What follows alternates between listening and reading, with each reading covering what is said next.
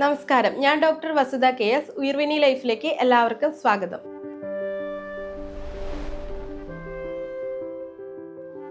നമ്മൾ പൊതുവെ ക്ലിനിക്കിൽ വരുന്ന പേഷ്യൻസ് പൊതുവെ പറയുന്ന ഒരു കംപ്ലൈന്റ് ആണ് മസിൽ പിടിക്കുക അല്ലെങ്കിൽ കോച്ചി വലിക്കുക എന്നുള്ളൊരു അവസ്ഥ.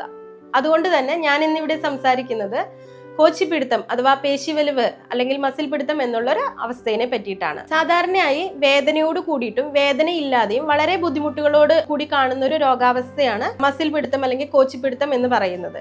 അപ്പോൾ ഇതൊരു 1 മിനിറ്റ് മുതൽ ഒരു 15 മിനിറ്റ് വരെയൊക്കെ ചിലപ്പോൾ നീണ്ടു നിൽക്കാറുണ്ട്.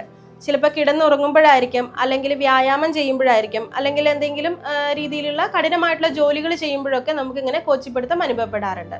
സാധാരണയായിട്ട് കഴുത്തില് അല്ലെങ്കിൽ കൈകാലുകളില്, വയറില്, നെഞ്ചിന്റെ ഭാഗം, നടു ഇവയൊക്കെയാണ് കൂടുതലായിട്ട് ഈ ഭാഗങ്ങളിലാണ് നമ്മൾ കോച്ചിപ്പിടുത്തം കാണാറുള്ളത്. കോശങ്ങളിലേക്കുള്ള രക്തപ്രവാഹം തടസ്സപ്പെടുക, potassium, sodium, calcium, vitamin D തുടങ്ങിയവയുടെ അമിതമായിട്ടുള്ള കുറവ്, അതുപോലെ തന്നെ അമിതവണ്ണമുള്ള ആളുകളില്, അധികമായി ജോലി ചെയ്യുന്ന ആളുകളിൽ പേശികളിൽ ഉണ്ടാകുന്ന അസുഖങ്ങൾ, അതായത് പേശികളുടെ തളർച്ച, അമിതമായ പേശികളുടെ പ്രവർത്തനം, ഇതൊക്കെ ഇങ്ങനെ കോച്ചിപ്പിടുത്തം ഉണ്ടാവാനുള്ള സാധ്യത കൂട്ടുന്നതാണ്. കോച്ചിപ്പിടുത്തത്തിന് പ്രധാനമായിട്ടുള്ള ഒരു കാരണം പറയുന്നത് ഡീഹൈഡ്രേഷൻ തന്നെയാണ്.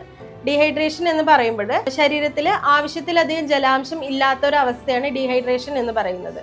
ഈ ഒരു അവസ്ഥയിൽ മസിൽസിന്റെ മൂവ്മെന്റ്സ് നടക്കില്ല, സ്വാഭാവികമായിട്ട് കോച്ചിപ്പിടുത്തം ഉണ്ടാവുകയും ചെയ്യുന്നു. അതുപോലെ തന്നെ വെരിക്കോസ് വെയിൻ ഉള്ള ആളുകളിൽ ഇതുപോലെ കോച്ചിപ്പിടുത്തം ധാരാളമായിട്ട് കാണാറുണ്ട്. ആയുർവേദത്തിൽ ഇതിന് ഫലപ്രദമായിട്ടുള്ള ചികിത്സകളുണ്ട്. ചിട്ടയായിട്ടുള്ള ഔഷധ സേവയും അതിനനുസരിച്ചിട്ടുള്ള പഥ്യവും അനിവാര്യമായിട്ടുള്ള കാര്യമാണ്.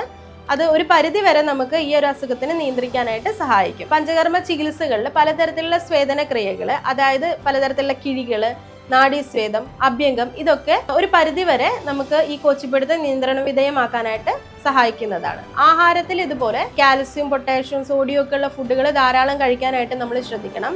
അതുപോലെ തന്നെ ധാരാളം വെള്ളം കുടിക്കാനായിട്ട് എപ്പോഴും ശ്രദ്ധിക്കാം. അതുപോലെ ഉപ്പിട്ടിട്ടുള്ള നാരങ്ങ വെള്ളം, മുന്തിരി ജ്യൂസ്, ഓറഞ്ച് ജ്യൂസ് ഇവ ഡെയിലി ശീലമാക്കുക. അതുപോലെ തന്നെ ഏത്തപ്പഴം ധാരാളം കഴിക്കാനായിട്ട് ശ്രമിക്കുക.